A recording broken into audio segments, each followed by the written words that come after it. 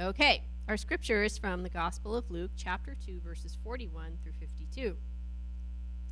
Now, every year his parents went to Jerusalem for the festival of the Passover. And when he was 12 years old, they went up as usual for the festival. When the festival was ended and they started to return, the boy Jesus stayed behind in Jerusalem, but his parents did not know it. Assuming that he was in the group of travelers, they went a day's journey. Then they started to look for him among their relatives and friends, and when they did not find him, they returned to Jerusalem to search for him. After 3 days, they found him in the temple, sitting among the teachers, listening to them and asking them questions. And all who heard him were amazed at his understanding and his answers. When his parents saw him, they were astonished. And his mother said to him, "Child, why have you treated us like this? Look, your father and I have been searching for you in great anxiety." He said to them, "Why were you searching for me? Did you not know that I must be in my Father's house?" But they did not understand what he said to them. Then he went down with them and came to Nazareth and was obedient to them. His mother treasured all these things in her heart, and Jesus increased in wisdom and in years and in divine and human favor. May God's blessing be upon this, his holy word. All right, there's your sermon. Not touching it. Not touchy. What a story. You ever lose track of a child you're responsible for? You know, I'm not going to ask for a show of hands. Thank you for the honesty, but it's embarrassing when you've got to say, "Oh yeah, one time I was watching my niece and I turned around for a second and then I come back and she's nowhere to be found." You say things like that and people kind of give you a judgy face, right? But nobody wants to admit that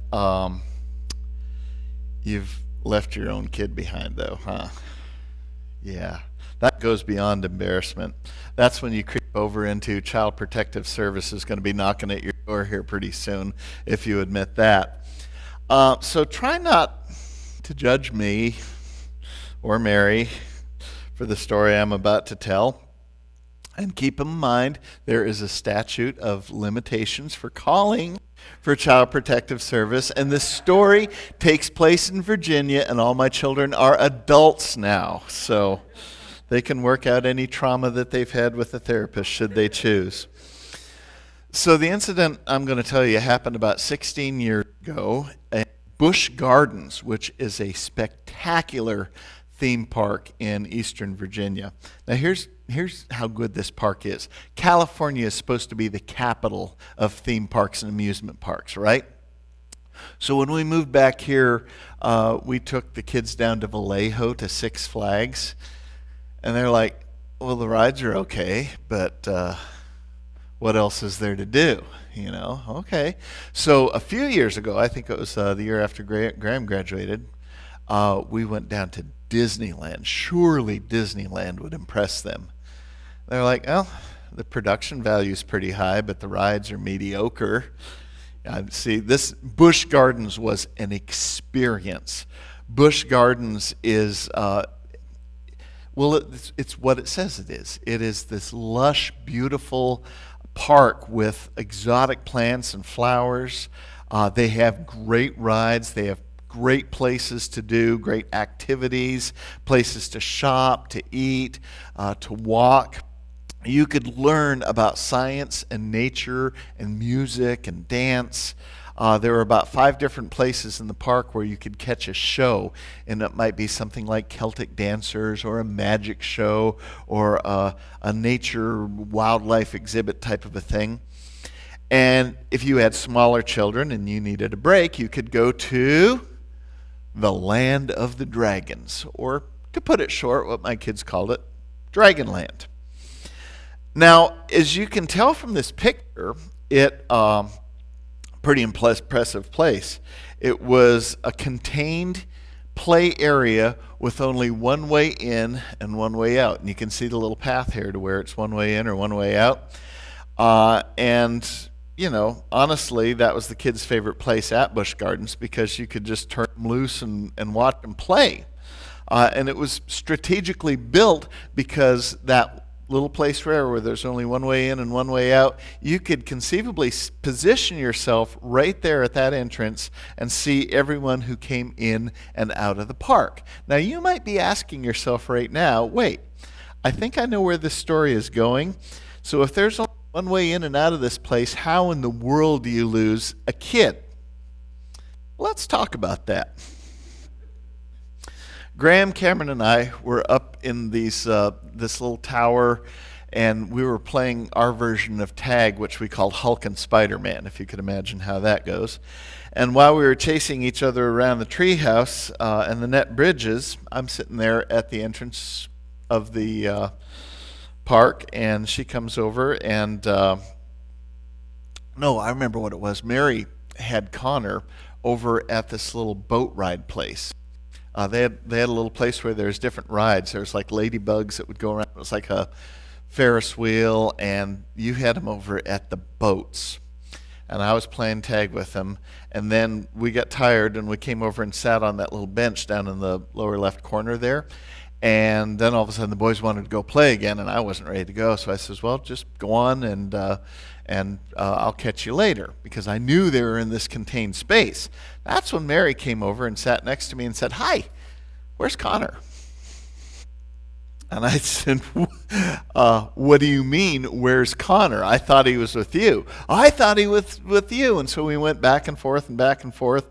And all of a sudden, we just, decided that we better do something about this right now. So she says, well, go on out and see if he's with the other boys. So I run on up to the tower there, and I'm looking, and I find Graham and Cameron, and I says, is Connor with you? And Graham was like, no, is he with you or Mom? And of course Cameron says, Dad, did you lose Connor? And I'm like, maybe, I don't know. But by the time I got back to where Mary was, she had found the security guard who had already rounded him up. And it is hard to describe that feeling of panic that you have when you realize that you've lost your child. It was a little less scary the next year when we lost him in the same place. We were there with a clergy couple that we went to college with, and they have 3 girls that are exactly the same age as our 3 boys. And here we are, this clergy couple going, okay, 1, 2, 3, 4, 5. Wait a minute, we're supposed to have 6. Where's Connor? So, what is it about losing Connor? I don't even want to get into how we left him at the Rice Bowl a few months ago for his birthday, but sorry, Connor. This week is the first Sunday of the Christmas season. And the Christmas season in the church lasts how many days after Christmas? 12, because of the 12 Days of Christmas song. And so what we're doing this week is we're still in the Gospel of Luke. We've been in the Gospel of Luke. This is a Luke year as far as the birth narratives go. And we're still in Luke, but now that we're in this book, we are 12 years past the time that we read about Jesus' birth. And so we get to see something that none of the other, at least canonical gospel writers, write about, and that is Jesus as a preteen. None of the other Gospels has anything between the time that Jesus was born and the time that he launched his public ministry. So this is something that no other Gospel tells us about. And the thing is it's a pretty short story. Mary read a very short story. So I want to put on my curiosity hat, and I want to flesh this story out a little bit more so that we can understand what's going on here a little better. So let's go ahead and put ourselves in this position, knowing a little bit about the time and the culture and where this story takes place, and let's see where the story takes us.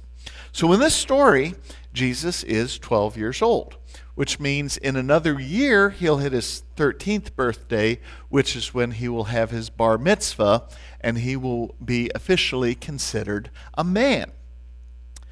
So here we are. We're looking at a story where Jesus is still a child. Jesus' family, they had traveled from Nazareth south to Jerusalem for a festival. Doesn't say what festival it is. My guess is it's the Festival of Booths, because that's kind of a happy celebratory type of a party.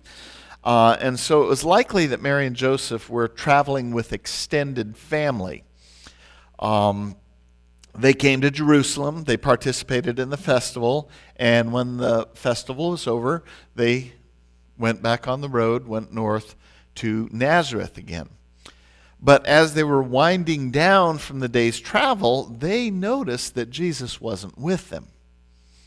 And they probably thought, well, he's out probably playing with the other kids, or maybe he's with Aunt Lizzie or Cousin Benjamin. Or maybe he was riding on the shoulders of Joseph's carpentry apprentice, Avraham. And, so no. Come to find out he wasn't. Avraham was walking with his fiancée Misha, and they hadn't seen Jesus. None of the cousins or the uncles or anybody in that little entourage saw Jesus or knew where he was. So pretty soon they figured out, you know what happened is I bet we left him back in Jerusalem. But the thing is they were a whole day's journey outside of Jerusalem. So here it is. It's late. It's dark. You can't go back. So the best thing that you can do is just hunker down and wait till first thing in the morning and head back to Jerusalem. Finding Jesus isn't going to be easy either, because Jerusalem is a big town. I mean, it's nothing like it is now, but still, it was plenty big if you're looking for one lost child. I know that when Mary and I were looking for the boys at Busch Gardens, we went out and looked at Dragonland, which is you could probably contain Dragonland in Chico High Gymnasium, right? But when we look out there, it looks like LaGuardia Airport on Christmas Eve. It's just overwhelming. And that's what it was like here. There's probably overwhelming for Mary and Joseph. And so they're thinking, okay, now let's see. What about the inn? I bet you he might be at the inn. So let's go to the inn, because he was really fascinated by this fountain outside the inn, and maybe he's out there searching for coins with the innkeeper's grandchildren. And so they go there. Nope, nobody at the inn knew where he was. They hadn't seen him since they had stayed there. I imagine Mary and Joseph then wandered around the city for a time, and there was still no sign of Jesus. So the day passes, and again, they're at sunset, still no Jesus. And it is possible that maybe the next morning Joseph said, hey, what if Jesus went to see his second cousins over in East Jerusalem? Because, he seemed to have fun with them a couple of years ago. They weren't at the festival this year, but maybe Jesus remembered where they lived and went over to try to visit with them. And so it took an hour and a half to walk to East Jerusalem to just find out that nobody had seen Jesus. So we've got to figure out some other things going on. And they search and search and search, and still, at the end of the day, no Jesus. So on the third morning, Mary has an idea. She remembered how much Jesus loved playing with the little puppy that belonged to one of the sheep traders at the temple courtyard. He was disappointed when they said, hey, we have to go now and leave the puppy behind, so maybe he's there with that sheep trader who had the puppy. And so off they went to the temple, but he wasn't there, and most of the traders had moved on because they were only there for the festival.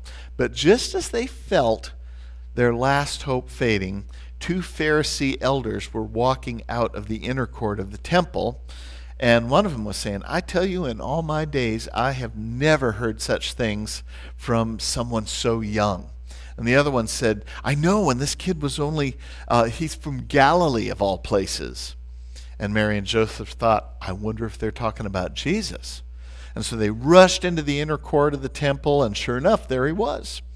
12-year-old Jesus sitting with the teachers, listening to them, asking them questions, offering some very brilliant answers of his own.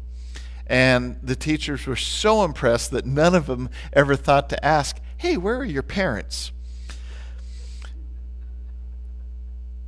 You know what it's like when you're so relieved when you find your lost kid that you don't know what else to do except get angry, you know? And that might have been what had been going on with Mary at the moment. All of a sudden, 3 days of searching and just came bursting out. Jesus, how could you do this to us? Your dad and I have been looking all over the place for you. And Jesus looked up and says, where have you been searching? Didn't you know that I must be about my Father's business? Or some translations say, don't you know that I need to be in my Father's house? Now, you got to be really careful about reading too much into this response. And I know this is coming from someone who just added 2.5 extra paragraphs to a very short story to make an illustration using fictional characters, except Aunt Lizzie. Elizabeth, John the Baptist, she was real. And I say be careful because some might argue that Jesus' answer shows that by age 12, Jesus was already aware that God was his father and Joseph wasn't. I think that's asking a bit much from the text if you read it the way it sounds, almost like kind of a snarky jab at Joseph, kind of like a, oh yeah, well you're not my dad. I don't think it had anything to do with that. However, I do think there are some things to be said here about Jesus' development that can be helpful to people like us who are seeking to be more like Jesus. This story shows us that by age 12, Jesus identified himself more in terms of his relationship with God than anything else. We Americans talk a lot about establishing our identity and establishing a personal sense of identity based on what our dreams and goals are. So when we are asked, or when we ask ourselves, who am I, we'll say, well, I'm a nurse, or I'm a teacher, or I'm a husband, or I'm the one who's going to leave it all behind and go write the next great American novel, Jesus makes it clear that his identity is based on his relationship with God and to God's business or purpose in the world. In other words, you are who you are in the presence of God, and the rest is just secondary. And this has big implications for us when we consider all of our allegiances and where we see our responsibilities. Because if you want to follow Jesus' example in this story, your primary allegiance is not to your family or your workplace or even to your church. Yes, the pastor just said that. Your primary allegiance is to God. And everything else is evaluated in light of that relationship with God.